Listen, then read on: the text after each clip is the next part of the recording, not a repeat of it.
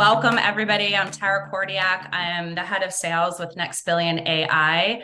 I am really excited about today's conversation. It's a little bit different than our normal conversations, which are really focused on technology, specifically location, services, technology. We're going to talk a bit about that today, but really in a different context. So I'm excited to introduce you to Ellen here momentarily, but just a little bit about our webinar series. So NextBillion.ai hosts a webinar series called Spatial Insider. And that is all about bringing together experts from around the world in all sorts of different verticals and industries to talk about location services, geospatial technology, supply chain, logistics, everything that has to do with moving people around the planet and things around the planet in the most efficient way possible. So we like to bring those people together to share their insights, to start a conversation, and hopefully to help you, the audience, think about things in a different way. That's our ultimate goal.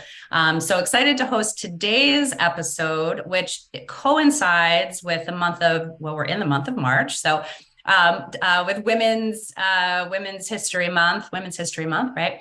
And International Women's Day was last week, but today we're extending that by talking specifically about women in trucking. So we're talking about an industry that has historically been dominated by folks other than women. And we want to talk about how we're starting to break those barriers down, how more opportunities are becoming available for women in the trucking, transportation, supply chain space, and talk about some of those challenges. Why in the first place is there a barrier? And then how do we start to break through those barriers? So I'm really excited about today's conversation. Of course, the month of March isn't the only month we could be talking about these things. We should be talking about these things all the time. Gender diversity across the board in the workplace and in these industries is important to discuss all the time. But we'll use the month of March as our reason to do it today. So with that, I want to introduce Ellen Voie. And Ellen, is it Voile? I just want to make sure I didn't verify that with you before we started. I should have done that. It's Voie. Okay. So Ellen Voie is with us.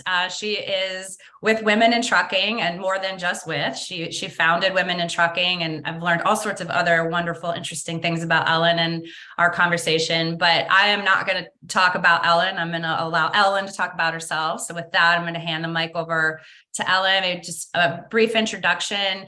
And as you're talking and sharing with us, I'd love to hear how you came to be in women in trucking. Why? What excites you about what you're doing today? Just kind of give us some of that insight, and hopefully that's a good jumping off point for us to continue our conversation today. So thanks for joining us. Thanks for taking the time. Over to you. Thank you so much, Tara. So my story starts, and I'll say in high school, because I took shop class, and this was back in the 70s, and girls typically took home economics and boys took shop. But I told my mom I can pay someone to cook and clean. I just wanted to learn woodworking and welding and engine repair and things like that. So I got a job at a steel fabricating plant in the drafting department, which is just drawing material handling equipment. And that was pallets and racks and cantilever racks and things like that. And we had some huge customers like Kellogg's and, John Deere and lots of big companies who are our customers. And one day they came to me and they said, we'd like to move you into the traffic department and we'll train you. So I'm like, okay, what's traffic? It's shipping basically. So they offered to send me to school for traffic and transportation management. And I was the assistant traffic manager. And then after my boss left, I was moved into the role of traffic manager. And at this time I was all of 20 years old. And I had the diploma, I had the training, I had 3 plants. We were bringing all the raw materials in to the 3 plants and then shipping all the product out, material handling equipment. We also did jacks and stoves. So, and I had 3 trucks of our own. So that's how I got my start. I learned how to audit freight bills, log books, driver qualification files, things like that. So after I got married, I decided to do consulting. So for 18 years while I raised my children, I was doing consulting in the trucking industry in central Wisconsin, licensing and permitting, keeping the trucks legal. So I was always on the regulatory side. but I was married to an owner operator, and we had 3 trucks as well. So I helped manage those. And during those 18 years, I finished my bachelor's and then my master's in communication. And I did my thesis on the complex identities of women married to professional drivers. Wow. Yeah. And so that's really interesting. Yeah. Well, that kind of resulted in getting opportunities to do writing for magazines and being, interviewed, because I kind of was like the family person in the trucking industry, looking out for the family. I worked for a nonprofit for about 6 years. That was Trucker Buddy International. It's a pen pal program where drivers send postcards to elementary classes. But I was recruited by a large carrier in central Wisconsin, and I was hired as manager of recruiting retention programs. And that was corporate level initiatives. And they said, figure out how to attract and retain non-traditional groups. And then one of the groups was women. So I was focusing on, why do women come into the industry? Why do women leave the industry? What are women looking for as drivers? And we had our own operating centers, which were safe, facilities, lounges, drivers' lounges, laundry, delis, things like that, showers. And we weren't really promoting that enough. Anyway, I realized the trucking industry really was trying to be gender blind. We just hire the best person, So I will tell you, Tara, that at the time I was working on my pilot's license, and I belonged to a women's aviation organization. So I thought, well, why is there something for female pilots, but there's nothing for women in the trucking industry? Put together a board of directors of some powerful women in the industry. We wrote our mission statement. And in March of 2007, Women in Trucking was born. And our first year, the goal was to hit 500 members. We did. And here we are 16 years later, in fact, this month, with over 8,000 members in 10 countries. And 15% of our members are men who support our mission. And so I'll just end with, our mission is threefold: to encourage the employment of women in the trucking industry, to address obstacles that might keep women from either entering or succeeding in the industry, and then to celebrate success, which means we tell their stories.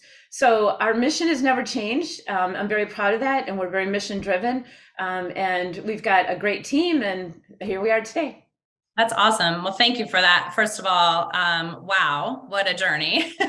So I was also the one that I loved woodworking and metalworking class. And when I took home ec, I actually sewed the dress I was supposed to be making to the floor of the classroom. So that tells you my experience with home ec and why I actually really enjoyed wood. I don't even think they do woodworking and stuff today. Anyway, it was great to have that as an opportunity. But I love your story too, in that you took a non-traditional path to your ultimate degree in college, right? And I think I'm having a conversation with a nonprofit that I'm doing some work with on the side about helping like student parents, non-traditional students get degreed and figure out, and the traditional 4-year college path may not be the right path.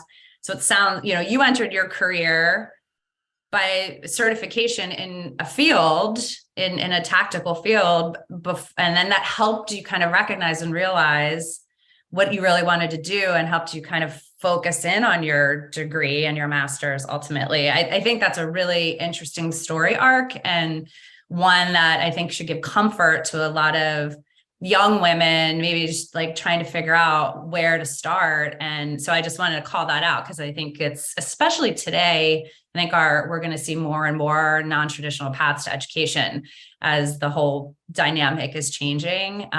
So getting into fields where you can immediately have impact, and the companies you're working for will help you get the education and certifications you need, I think is great. So I just wanted to call that out. I think that's really special. I should also add that women in non-traditional careers make more money than women in traditional careers. Yeah. So going into a non-traditional labor force, like trucking or being an electrician or a plumber or whatever, construction, much higher wages. Yeah, for sure. And it's kind of, I have 2 young daughters, and I talked to my youngest one loves to do hands-on things. She loves to paint, hammer, work on projects with my husband. And we kind of keep talking to her about that as vocation. Like, maybe this is where you can make a lot of money, like, well, and now like, my daughter actually works in AI. My daughter actually works in oh, artificial really? intelligence. Yeah, and Yeah. of course she's one of the few females in her office. So Yeah, yeah. And I think, it's interesting. We're taught, we're Next Billion AI is a tech company, of course.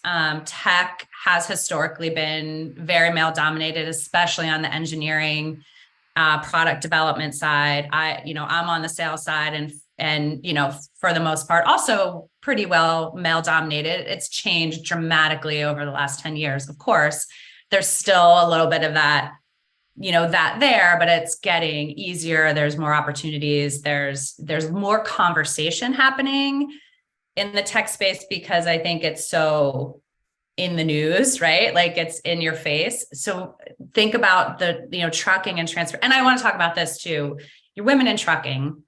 We're not just talking about truck drivers. We're not just talking about a truck going from point A to point B. We're talking about a whole set of wraparounds to so there is a technology angle, there's sales, so maybe this is a good segue into, while the trucking, truck driving itself and the management of manifests and the warehouse activity and the fleet management, may not be something that a lot of people are discussing kind of out on the big stage. Like, we talk about tech, the big tech companies out on the big stage.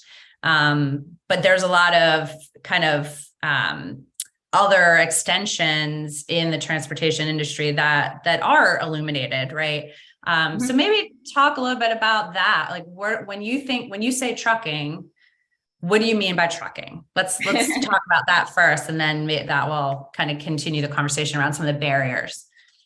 Yeah, there is a misconception that people think women in trucking is about drivers, but I tell people we're not women in trucks, we're women in trucking. Yeah. And so I like to Not say that women in trucks that's okay too, right?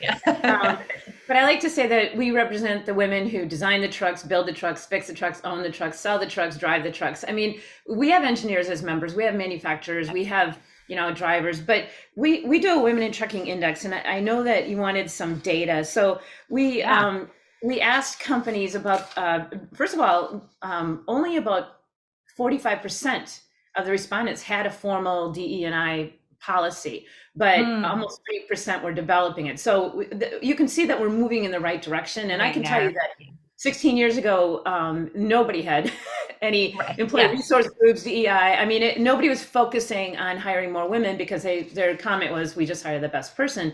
But you'll see more women taking over from their dads. I mean, there's trucking companies started by I was going to bring that up. Yeah. So I always tell people, every large carrier out there, everyone, whether it's JB Hunt, Schneider, Werner, CR England, started with a man and a truck. And so, the large companies, but more and more women are taking over from their dads, but also more and more women are starting trucking companies. But just let me give you some data. So the company leaders, they're about 40% of leaders in the trucking industry are women. And we define leaders with someone who has some supervisory responsibilities. We also found that only 31% of board directors are women for our respondents. It's less than that for the publicly traded companies, which we also track. I think it was under 20%. But for HR and talent, which is typically a female type environment, it's 75% of HR talent are women.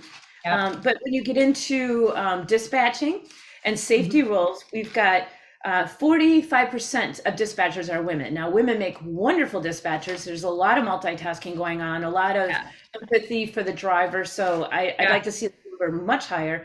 And then about 40% of safety professionals are women. And again, more and more women are entering that field, like safety director, those areas, because again, women are a little bit more, women are risk averse. And so safety is a much higher priority. Not that it's not a priority for men, but it's a value. And then the one area where we really need to work on is technicians. Women make up less than 4% of diesel techs. And I can tell you that being a diesel tech these days is not about cranking wrenches. It's more about the technology in the engine. And Yeah. I've talked to diesel techs, and they said their smaller hands actually make them a better diesel tech because they can reach inside that engine and adjust things, Right. that counterparts can't. And then the final number is 13.7%, just under 14% of professional drivers are female. So we track that annually, the Women in Trucking Index, to see if we're moving the needle, because how do we know if we're having a positive effect? But Right. Right. I can tell you that we are having a positive effect, and I know that for the driver area, years ago they didn't track their percentage of female drivers, and we've challenged them. How can you do benchmarking if you don't even know what percentage of your driving fleet is women? So now companies are actually breaking things down by gender, and yes, that's awesome to hear. Yeah. One step at a time. Right. And I'm actually not, I know in your mind, like 45%, 40% seem, you want more, but I'm surprised that 40% of leaders in the industry are women. I think that's not a bad percentage to start from. At the board level, that's where we need to do work across the board, no pun intended, Right. for gender diversity at the board level across all companies. I mean, it's getting better, but so that's encouraging. I think, yeah, when you get into kind of the nitty gritty of the tactical day-to-day operational is where maybe some barriers are. So let's talk about barriers. So, I don't want to focus on the barriers that maybe the industry puts up, right? Because I think we probably know what some of those are. But as a woman, what is my barrier? Like if I'm sitting here thinking about as a young woman or even a career change, 50 something woman, I'm like, what do I want to do next? What's preventing me from making that change? Let's talk about education, but let's talk about like, what are some of those fear-based barriers, anxiety-based barriers that are there. And then the second part to that question, what can we do about it? How do we start picking away at that? Two things I'm going to talk about. The first is the number one barrier is that we have an image problem. The trucking industry has an image problem. First of all, people think that it's second jobs for people, that it's not a career aspiration. And part of that is because you have to be 21 to cross state lines. And so you can't attract high school kids in interstate commerce. So, but we don't tell enough stories. We do at Women in Trucking, and that's what we do but young girls are not seeing women behind the wheel of a truck enough. So they don't even think about it. They don't even think, oh, I can do that, because you have to see someone who looks like you doing the job in order to even consider yourself. So we have a couple things we've done. We created a Girl Scout transportation patch, a supply chain patch. So young girls can learn about, we have a book called Scouting for Cookies, where it talks about the grain from the field goes to the bakery in a truck, bakery to packaging in a truck, that sort of thing. So young girls, Girl Scouts can look at the trucks on the road and say, Mom, that could be my cookies in there, or the milk that I drank, or the gas you put in your car. And then we created a truck driver doll, so that children can. Very cool. Yeah, it's got a story of how Claire, the truck driver doll, went to truck driving school. And so we want to introduce the career at a young age so that it's on their, in their minds. But more importantly, we need to get our members out. We have an image team. And so we send them out into the media. We send them out. We just had one on the Drew Barrymore show. We had a driver on Megyn Kelly's show. We had a driver.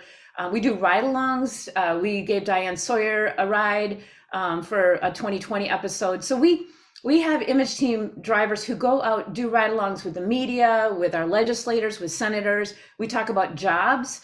And so we get some good attention. And I can tell you that when we had our driver on the Megyn Kelly show, and she talked about how she runs team with her husband, and she gets to see the sunrises, our phones were just ringing off the hook the next day. Oh, wow. Really? Yeah. All these women said, I never thought about it.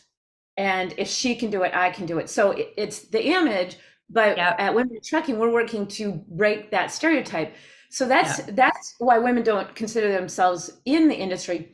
But the reason women leave is because they don't feel safe. And so we have a long ways to go in this industry to make sure that they feel safe. We did a survey a few years back, and we asked female drivers on a scale of 1 to 10 how safe they feel, and the average score was 4.4.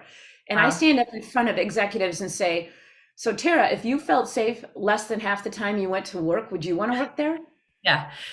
And when So you say, Ellen, when you say safe, tell me Mhm. what you mean about that, because that can mean a lot of different things, right? I'm making assumptions, but I don't want to put that out there. So when you're talking about safety, what do you mean? There's three aspects to safety. The first aspect is how well maintained is the equipment? How new is the equipment? Because broken down equipment is not safe. Sitting on the side of a road is not safe. So the first part about it is the first part is the equipment. The second part is where are you sending the driver? Where is that loading dock? Where is that warehouse? Is it in a bad part of town? Is it well lit? Is Yeah. there security? You're sending a driver to an area that might be unsafe. And then the third is the driver the captain of their own ship?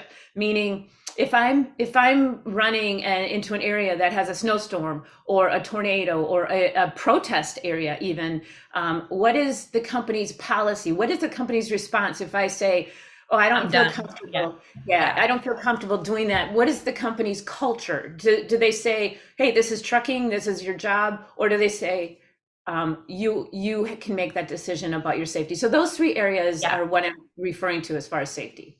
And I would say, I mean, it's obviously a challenge, that's a barrier for the gender diversity becoming richer in the space. But I mean, if we approach safety for all, like, I mean, it's not just about the women in the industry, right? I mean, the same should apply to the men in the industry. Their safety. I mean, obviously we start to kind of get into territory where like the machismo effect and the historical kind of male dominated, well, this is the way it is, you're a trucker, deal with it. But that doesn't mean that male driver doesn't feel fear, right? Or that they're not also worried about going into a certain part of town in the middle of the night, or that they're on the side of the road broken down, just as vulnerable, just as, right? So I think there's that discussion that is hard to have sometimes, that when we're talking about safety and influencing change, it has a positive impact on all the workers, right? It's on It everybody. does. It Yeah. does, but I will tell you that women will leave a company if they don't feel that the company cares about their safety. Yeah. Men, Yeah. men, men are looking for pay equity. Men will leave a company if they feel that they're not getting paid fairly. So safety is a huge concern for Yeah. female drivers. Yeah. That's interesting. I feel like that's a topic we could talk about a lot. So in terms of, so safety is a big factor. Where do you think we're making the most progress? Like you say, you stand up in front of leaders talking about safety. What is the response to that conversation? What is the response to those metrics? Are we starting to make progress in addressing? And I'm assuming in some of the smaller companies, the family-owned companies, it might be easier to make change. But I don't know. Maybe that's not the case. Maybe it's actually easier at the larger corporate because they're in the spotlight. They have regular, think a board and the public that are looking at their record versus some of the smaller mom and pop shops. So can you share a little bit about the progress that is being made on breaking down some of those barriers and addressing some of the challenges, just like safety in particular? The biggest change I've seen in 16 years is that 16 years ago, first of all, they didn't track their gender data, and they were gender blind. In other words, they would tell me, we just hire the best person. Well, then I'd Yeah. start pointing out, well, really, the trucks were designed for men. And the manufacturers will tell you that they were Yeah. designing trucks for men. The uniforms were men's uniforms. They just made them in smaller sizes for women. There were restrooms, and even the truck stops, the showers. I mean, when I went with my former husband, it was a locker room style shower. So they Yeah. would just go in their shower, and so it wasn't a level playing field for women. But I didn't have any data 16 years ago Yeah. because nobody broke things down by gender. So I had to extrapolate data from automotive industry, which isn't isn't really a good indication for commercial drivers. But now it's amazing how everyone's breaking things down by gender. I've got companies that do data, and I can tell you that the American Transportation Research Institute found that male commercial drivers are 20% more likely to be involved in a crash in every statistically significant area than female commercial drivers. And I can also tell you anecdotally that typically women are better with paperwork, better with customers, better with the equipment, and easier to train. I have a CDL. I went to truck driving school. I asked a lot of questions. I was very open to learning. Where you might have some men who, and I'm generalizing here, so forgive me for stereotyping. But I'm told that women are easier to train. So now that I can stand up in front of groups and say, oh, look, women have less turnover. Look, women are less likely to leave your company. They're safer It's drivers. not just anecdotal, it's backed by data, which is always, yeah, right, is always the important. So it's turned around, Tara, so that instead of being gender blind, now they're saying we see the value of women bring. Women are risk averse, whether it's in the boardroom or in the cab of a truck.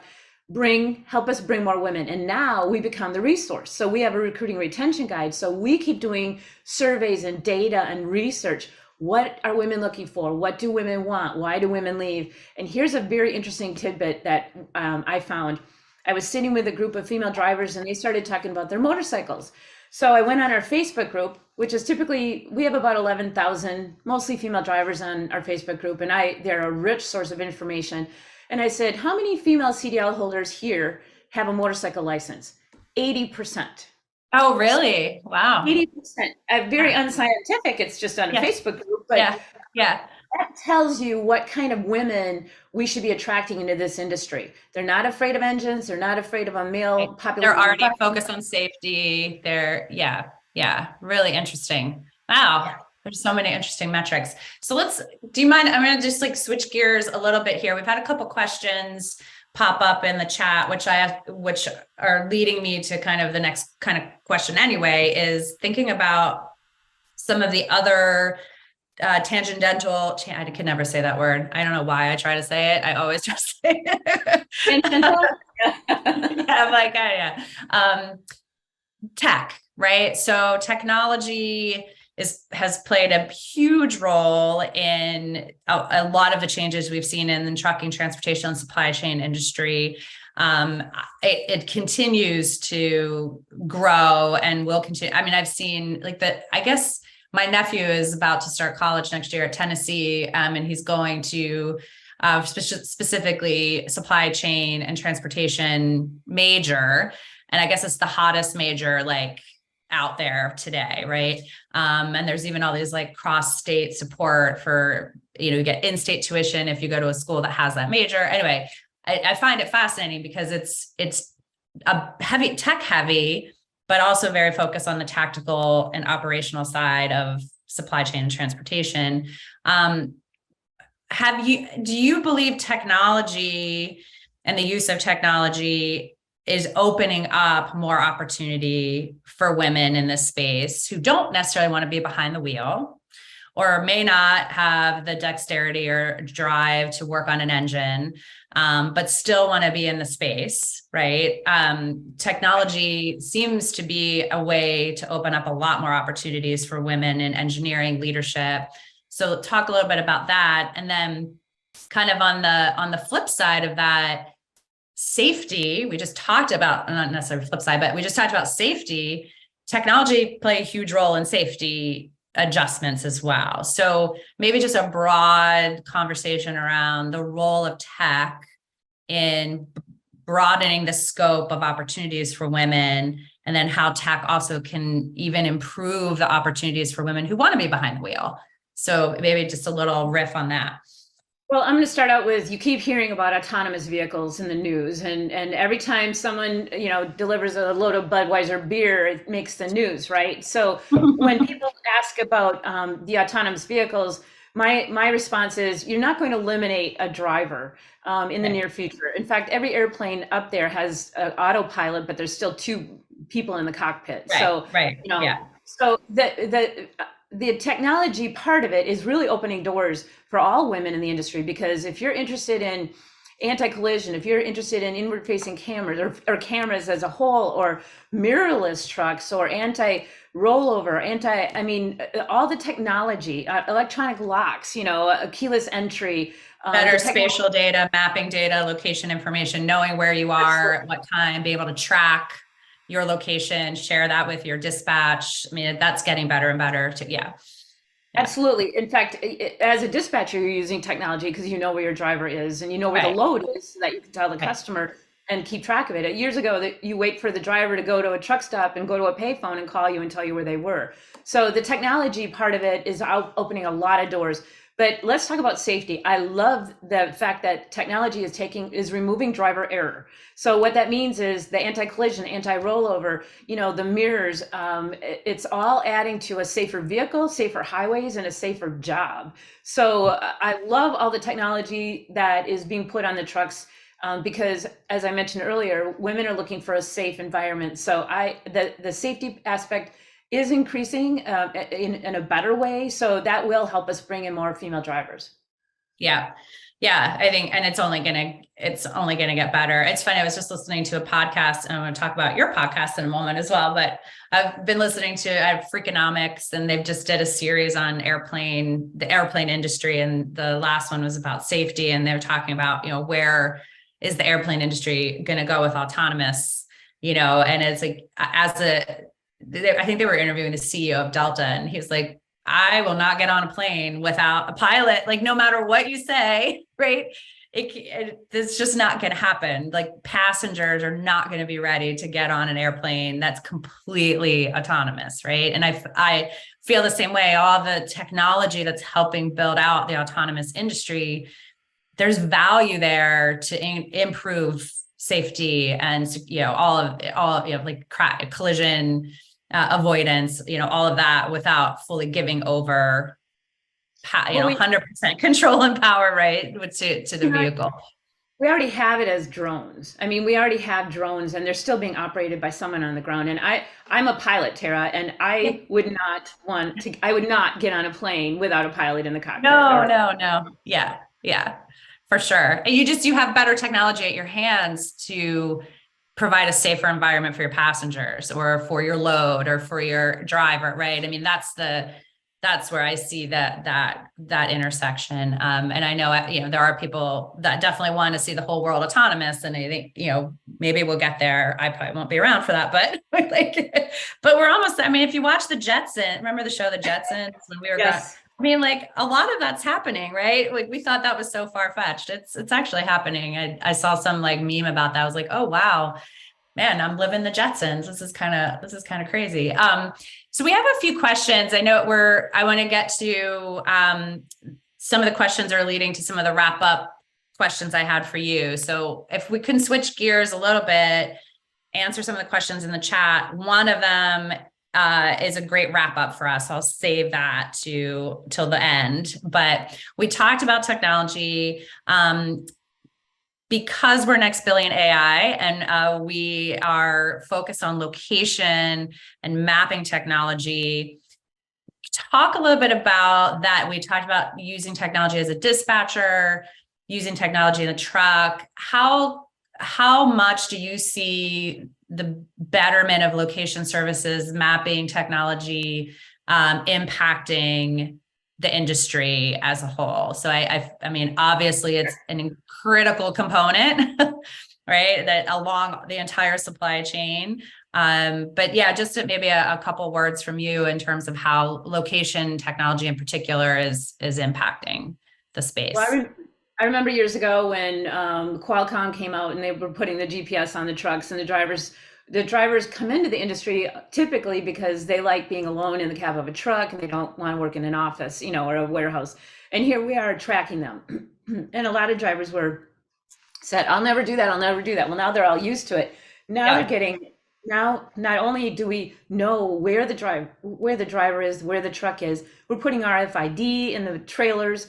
I mean, we know where that merchandise is. Makes us much more efficient. But it also does make a safer environment, because if we know that a female driver or any driver, I shouldn't just say female, but if we know a driver has stopped for the night and we know where that truck is because of the tracking, either the RFID or the Qualcomm, the tracking on it, then we know where the driver is. And if that truck doesn't move the next morning, then something's wrong and we can go in Right. and check on them. But the other thing is the technology that we're using does make it much safer. And a couple things is the technology in the trucks. Inside the trucks are making, a much more creature comfort type environment, which women are Yeah. looking for. Yep. And also we didn't even touch on environmentalism and, more electric vehicles and more alternative fuels and things like that. So the industry is really moving forward very fast. Lots of opportunities for people in tech. Yeah. And with location technology and being able to do better route optimization, which influences things like reduced idling time, reduced driving around looking for the right spot to drop, to offload your delivery, that has such a major impact on, sustainability. And so, yeah, there's a lot of opportunity leveraging tech across the board, but better location services, better mapping data to impact sustainability and in a positive way. So, yeah. There's a funny question, which I think I want to throw out there because we talked about getting on a plane without somebody asked a question. Do you think a NASA astronaut would get onto the space shuttle that is not driven by a qualified pilot? No, I Nope. really don't. No, we still need reassurance that there's someone up there in case something goes wrong. So, like the autonomous vehicles, they cannot handle a snowstorm, they cannot handle construction, they cannot handle a deer running out on the road in front of them. So, I rode in an autonomous vehicle. It was an Uber, the Uber Auto truck, and the driver was still sitting there ready to take over if something Right. happened. So Right. I don't think any of us are going to get in any driverless vehicles, whether it's a spaceship or a truck. The space shuttle. Yeah, I know. Yeah, that's funny. Yeah, I think it's being reliant on that technology is interesting, and there's definitely an opportunity to remove safety challenges.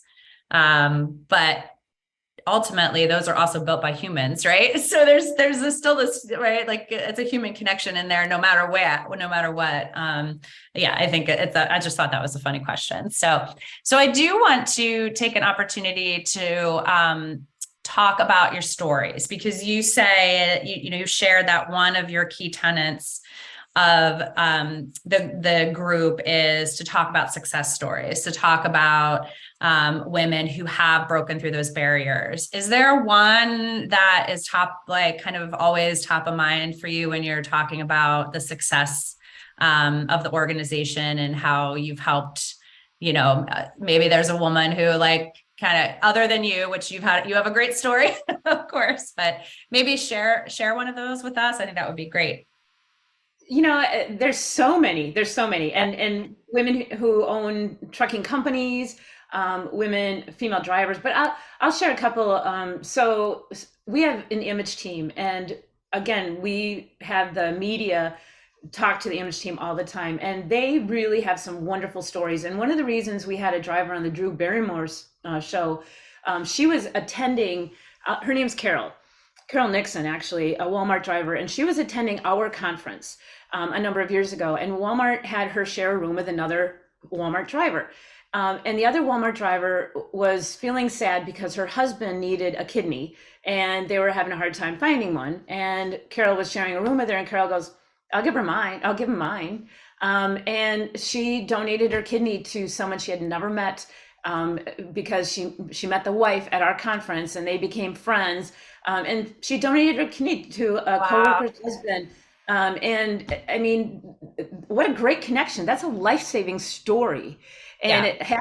it happened because of our event, where she met her. So, I mean, that's a pretty dramatic Yeah, but incident. it's indicative of, the community that you're talking about, right? The trucking and transportation space. I mean, you might be able to extrapolate that out to other industries.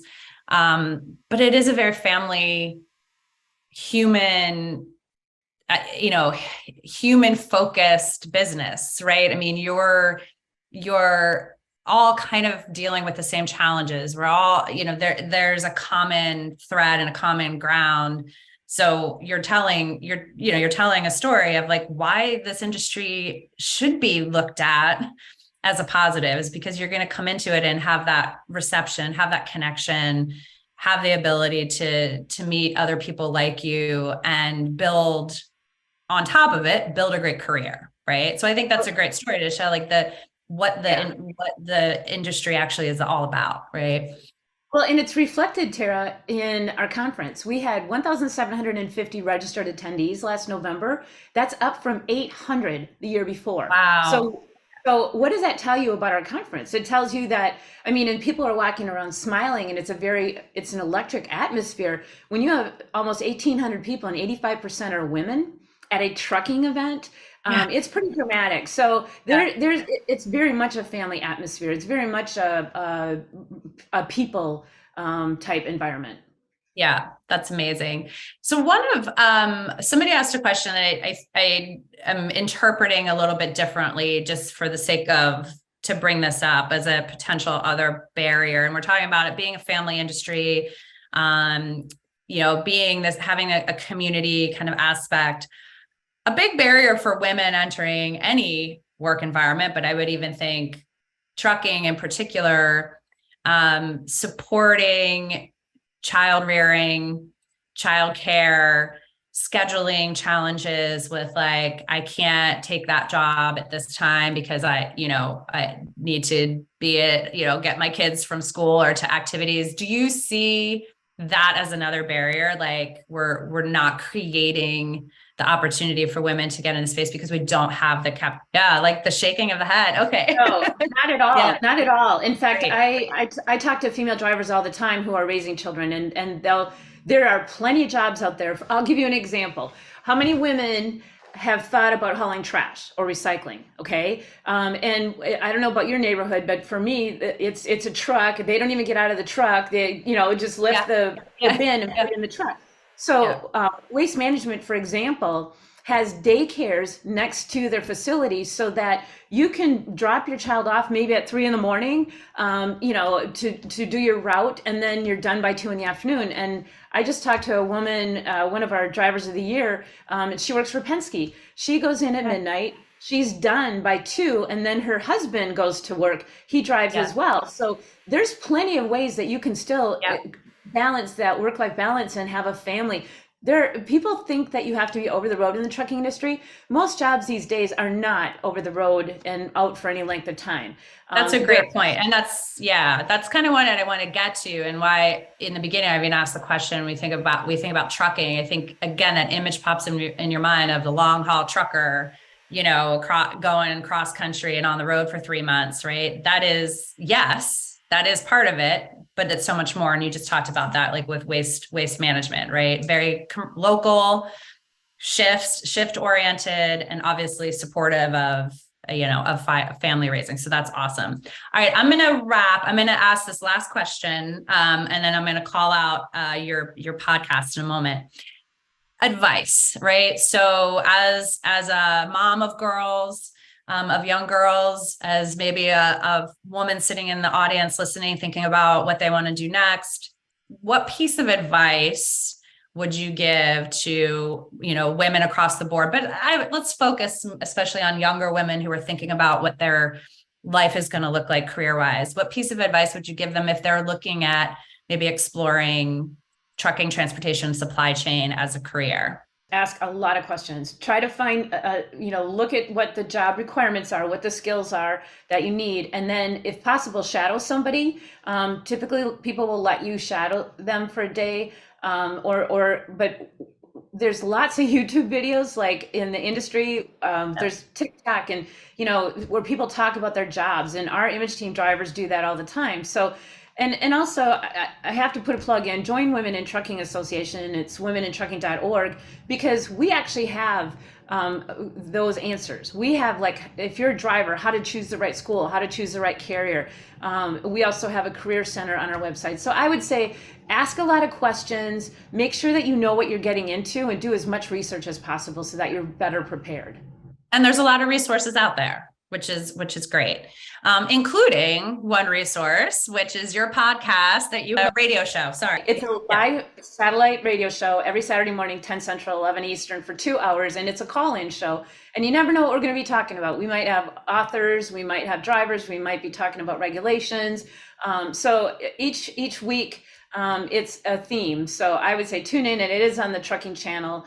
And I just love doing it. So yeah, that's awesome. And you mentioned that in not next week, but the following week, you shared with me what the conversation is going to be about that I thought was going to be interesting. Remind me again what that was. I'll be co-hosting with Lindsay Lawler. She's a performer, and she's going to co-host with me for Women's History Month. And we're going to That's be right. Yeah. we'll feature some of the women as pioneers, maybe some of our influential women in trucking, distinguished women in logistics, drivers of the year. But it'll be a call-in show. We're going to ask drivers, or ask our listeners to call in and talk about a woman who influenced them. So it should be very interesting. I can't wait to see what the responses are. But it's Road Dog Channel 146, the Trucking Channel, Saturday mornings. Awesome. That's great. I'm definitely going to find somebody who has Sirius and tune in, because we used to have Sirius in our car and we don't anymore. So, and I loved it. I miss it. Actually, I lied. I have one more question that I'd like to wrap on, because we've talked a lot about women and the challenges women have and what women can do. And let's talk about men for a minute and what they can do to help, right? Or other allies. So maybe not, it doesn't always have to be men, right? Maybe it's your mom who's not in trucking, but you need her support. What can women's and young girls community around them, their fathers, their brothers, their friends do to help support? So what are some things? Yeah. I love that question. In fact, I'm reading a book right now called Good Guys, and it's about men being allies. But I'm going to give you an illustration. I was on a panel once with a CEO of a logistics company, and he said, Ellen, I'm surrounded by female leaders. And he said, one of my women executives is very emotional. He said, she's very emotional. And what I thought he was going to say next was she had to learn to control her emotions. What he said next was, he said, I had to learn to get used to it. Wow. That's the difference. Instead of making women fit into an environment that they're not comfortable with, let's make it an environment where women are able to bring their true selves. So when she's being emotional, he's like, yep, that's fine. That's the way she is. She's a great executive. So we have to our allies have to allow us to be who we are, so that the environment we don't have to adapt to the environment, but the environment will adapt to us. And that applies to not only gender diversity, but diversity across the board, right? You're talking about, LGBTQ communities, right? There's that adage, that mentality that should be across the board. So, well, I loved this conversation. I really did. It was so much fun learning about women in trucking. I love your story, for sure. And it really resonates with me, and hopefully resonates with lots of other folks out there, especially as a mom of young girls, wanting to help them figure out what they're going to do, and what kind of impact they can have. So I'll definitely take a lot of this, internal, but really appreciate your time, your energy, all the work you're doing. I see a lot of progress already happening, and I think it's just going to continue to get there. And I can say, being at NextBillion.ai, getting to meet so many folks in the trucking industry, it is such a wonderfully diverse and interesting industry with so many opportunities, that I never even thought of before, right? I was like, oh, that's a thing. I didn't know that's a thing, right? So I think being able to kind of open that up to more and more people, is wonderful. So any closing comments, last thoughts, last words of wisdom, the send off? Is there a song? Is there a woman in trucking? Visit our website, womenintrucking.org, and consider coming to our conference because our conference is really all about gender diversity in supply chain. So it's and lots of very empowering stories. So thank you for this opportunity, Tara. I really appreciate it. Yeah. And thank you. Yeah, it was great. Thank you so much, everybody. Thank you for joining us. If I didn't get to your questions, I apologize. I think we probably weaved a lot of them in to the overall conversation, but definitely feel free to reach out to me directly, reach out to Ellen, find more information on women in trucking. And we appreciate everyone's time and attention, and have a wonderful, lovely day. Thanks, Ellen.